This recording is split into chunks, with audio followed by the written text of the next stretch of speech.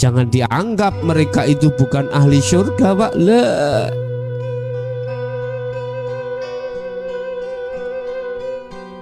Yang tercipta di dalam hatinya, yang terkandung karakter adalah budi luhur. Justru kitalah yang lagi mulai betul syariate, waduh, masalah. Padahal ruhaniyah kita masih dolim pada Allah. Udah, Bapak Ibu hadirin jamaah rahmatullah. Jadi yang disiksa secara hakikat adalah ruhani. Buktinya sekarang, oleh karena masih ada pembangunan barzah dalam diri kita, secara nggak langsung kita itu telah terpenjara, telah tersiksa di dalamnya. Buktinya kita kehilangan dengan apa yang kita kumpulkan, apa yang kita aku susah nggak?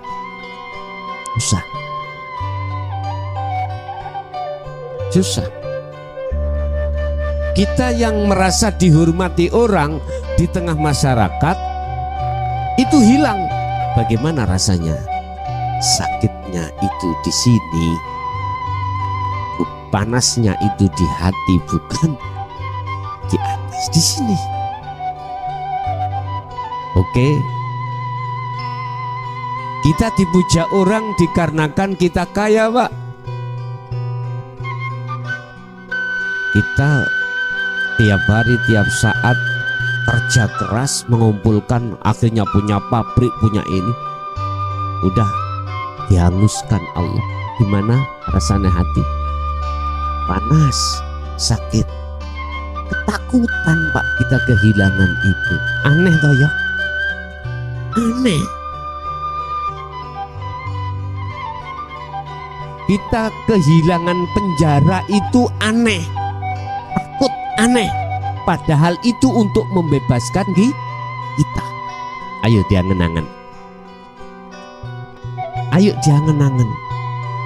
Sebetulnya Allah menghilangkan apa yang kau sukai di dunia ini selain Allah, itu sebetulnya Allah sayang padamu.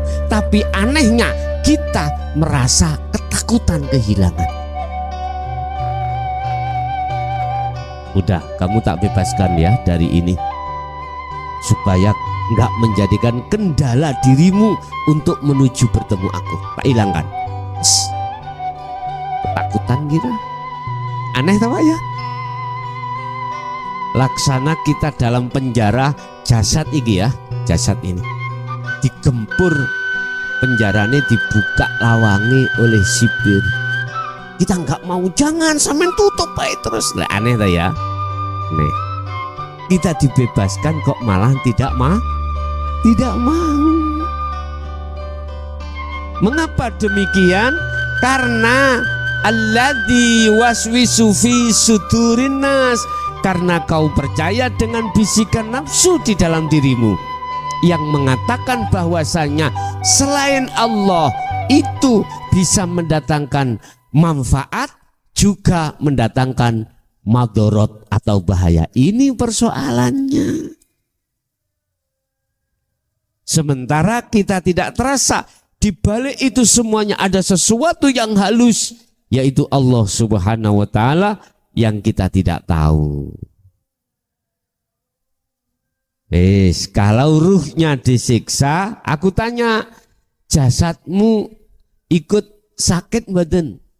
Kalau ikut sakit berarti secara hakikat tidak hanya ruhnya yang disiksa, akan tapi juga jasadmu. Udah, coba orang yang ruhnya sudah kembali pada Allah, diajar Allah, dunyane dintekno, sakit enggak hati?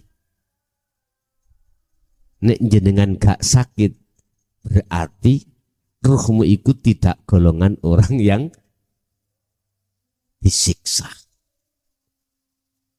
Lah, jasadmu itu terasa disiksa enggak? Enggak.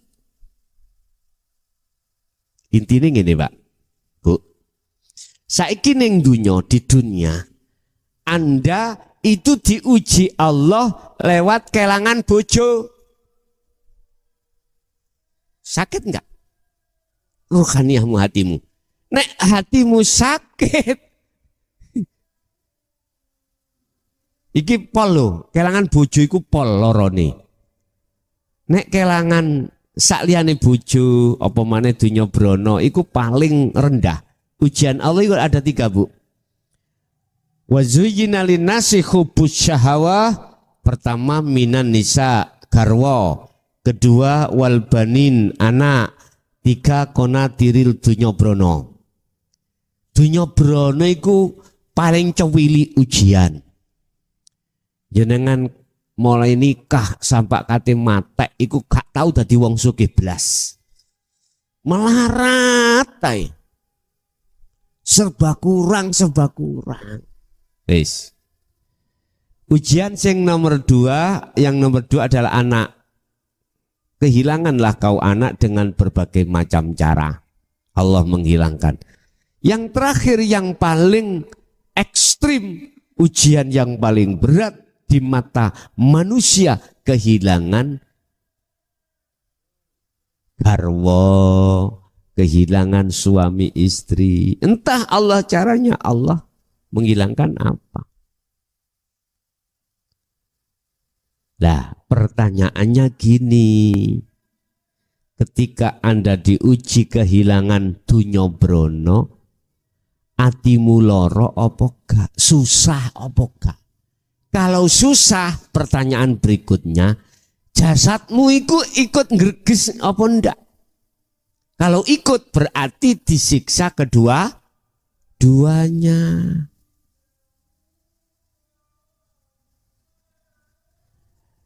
Penjaranya dunia itu gak sebesar penjarane anak.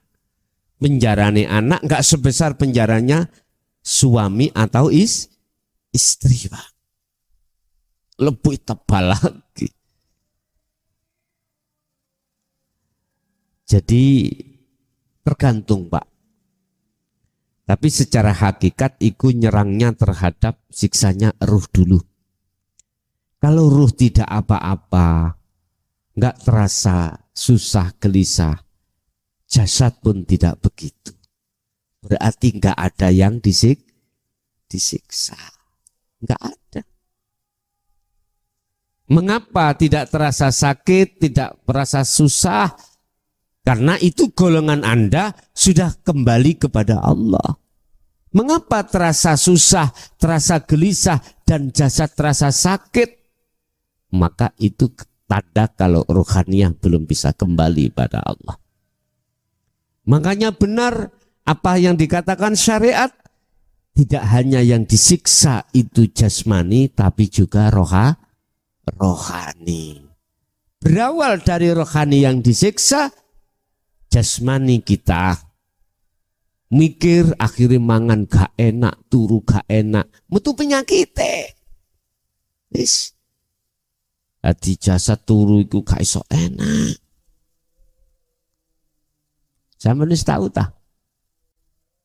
Diuji Allah terkait pol-polani ujian. Kalau sampean belum pernah diuji, mungkin iyo BE iyo. Nah gitu toh. Nah, sampean mau diuji Allah gitu. Enggak bisa kita menolak kalau toh itu datang. Tidak bisa kita akan minta ujian itu kalau itu tidak datangkan. Ya wis ikut aja harus. Sampai nek diuji iku, sampai kudu husnudon. Apa husnudonnya?